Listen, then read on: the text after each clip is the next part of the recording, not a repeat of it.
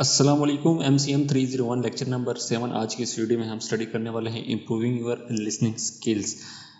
पिछले टॉपिक में हमने स्किल्स लिसनिंग स्किल से रिलेटेड जो चीज़ें पढ़ी थी उसका कंटिन्यू लेक्चर है लिसनिंग स्किल्स के बारे में, इम्प्रूविंग योर लिसनिंग स्किल्स। सबसे पहला टॉपिक हमारे पास ये है कि हमारी डेली लाइफ और बिजनेस एक्टिविटीज़ काफ़ी हद तक जो है वो डिपेंड करती है इस बात पर कि हम कितना जो है ना वो अच्छा सुनते हैं। मतलब रिसर्च कहती है कि हम अपने जागते हुए वक्त का 80% कम्युनिकेशंस के में जो है ना वो गुजारते हैं और उसमें से जो है ना वो लगभग यानी 45% जो है ना वो वक्त हम लिसनिंग पर होता है हमारा। इसके अलावा लेकिन प्रॉब्लम ये है कि रीडिंग, राइटिंग और स्पीकिंग तो स्कूल्स और कॉलेजेस में प्रॉपरली सिखाई जाती है, लेकिन लिसनिंग स्किल्स जो है ना वो ज़्यादा नहीं सिखाई जाती। इसी वजह से ज़्यादातर जो है ना मिसअंडरस्टैंडिंग और कम्युनिकेशन इश्यूज होते हैं इससे। गुड न्यूज़ ये है कि लिसनिंग इंप्रूव की जा सकती है अगर हम लिसनिंग प्रोसेस जो है ना वो समझकर कुछ टिप्स फॉलो करें। अब इसके अंदर कौन कौन से जो है ना वो टिप्स यहाँ पर मेंशन किए गए हैं। जो सबसे पहले पॉइंट हमारे पास ये है कि जब बंदा जो है ना वो बोल रहा होता है, यानी बोल रहा हो और तुम अगले जो है ना वो जवाब के बारे में जो है ना वो सोचने लग जाए, ठीक है। तो सबसे पहले टिप हमारे पास ये है, ये कुछ ऊपर पॉइंट्स मेंशन है, इसको मैं बता रहा हूँ कि जब बंदा बोल रहा हो तो तुम अगले जवाब के बारे में जो है ना वो सोचने लग जाओ। यानी दूसरा पॉइंट ये है कि स्पीकर की बॉडी लैंग्वेज या इन्वायरमेंट में डिस्ट्रैक्शंस जैसे उसकी एसेंट्स है, उसके बाद मैनरिज्म्स है या फिर बाहर का शोर जो होता है वो तुम्हारा फोकस जो है ना वो तोड़ दें। उसके बाद लोगों को इंटरप्ट करना, उन्हें कंप्लीट बात करने का चांस ना देना। नंबर 4 के ऊपर है कि दिन जो है ना वो सपने देखना और ड्रे ड्रीमिंग यानी और अज्यूम कर लेना कि स्पीकर जो है ना वो क्या कहने वाला है। ये सब हैबिट्स जो है ना वो तुम्हारी लिसनिंग एबिलिटी को वीक करती है। उसके बाद next tips for beginning a better listener. कौन कौन से ऐसे टिप्स हैं? नंबर 1 के ऊपर है हमारे पास डोंट टॉक लिसन, यानी जब बंदा बोल रहा है तो उसे इंटरप्ट ना करो। स्टडीज़ कहती है कि जॉब एप्लीकेंट ज़्यादा सक्सेसफुल तब होते हैं जब वो इंटरव्यूअर को ज़्यादा बोलने देते हैं।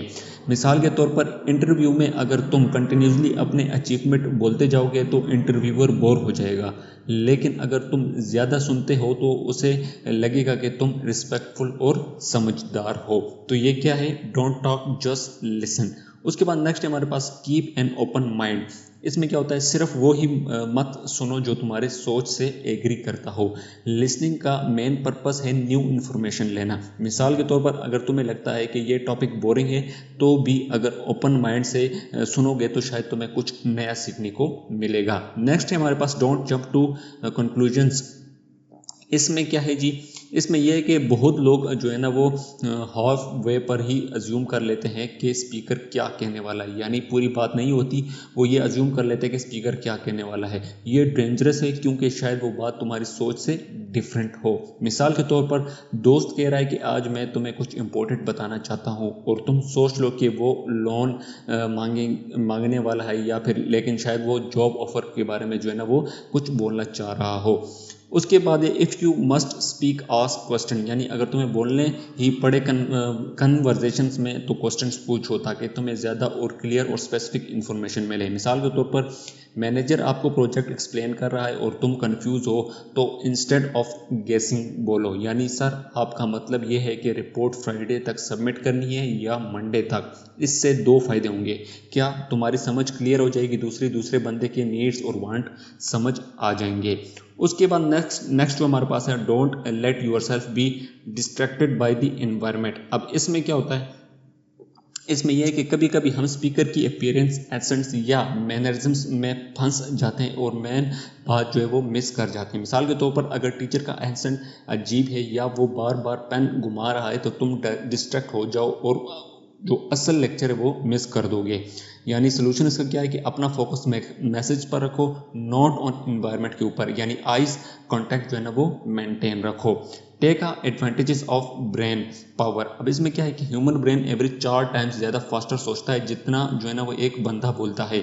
यानी मतलब तुम ये सुनते हुए एक्स्ट्रा ब्रेन पावर को यूज़ कर सकते हो। मिसाल के तौर पर अगर कोई प्रेजेंटेशन में बोल रहा है कि our sales increase by 20% in last quarters, तो तुम अपने माइंड में तुरंत जो है ना वो यानी एकदम एनालाइज कर लोगे कि ये 20% किस वजह से आया है।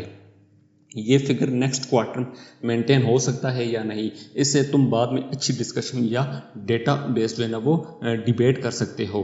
उसके बाद नेक्स्ट है हमारे पास के प्रोवाइड फीडबैक। अब इसमें क्या होता है कि स्पीकर को दिखाना चाहिए कि तुम एक्चुअली सुन रहे हो। फीडबैक देना हेल्पफुल होता है। मिसाल के तौर पर सर हिला कर कहना यस आई सी या that's interesting, eye contact maintain करना, बॉडी पोस्चर जो है ना वो अपराइट रखो। इससे स्पीकर को लगेगा कि तुम जो है ना वो इंटरेस्टेड और इंगेज हो।